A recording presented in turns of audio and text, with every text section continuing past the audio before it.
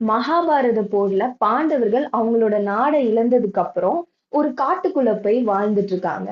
அப்போ அவங்களுக்கு மீல் தேவைப்பட்டது. சோ அப்போ குந்தி வந்து நம்ம திரௌபதி கிட்ட ஒரு சேலஞ்சிங்கான ஒரு மீல் ப்ரிப்பேர் பண்ண சொல்லியிருக்காங்க. அதுக்கு அவங்க கிட்ட இருந்த இன்கிரீடியன்ட் ஆலு, அதாவது பொட்டேட்டோ அண்ட் சப்பாத்தி மாவு.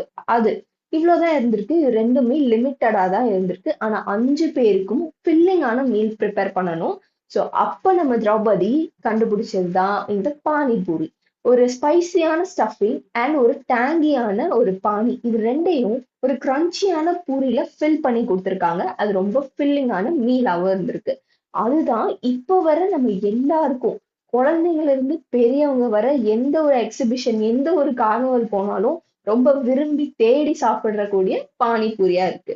எத்தனை ஸ்ட்ரீட் ஃபுட் இருந்தாலும் இந்த பானிபூரிக்கு இருக்கிற ஒரு ஃபேன் பேஸ் வேற எந்த ஸ்ட்ரீட் ஃபுட்டுக்கும் இருக்காது.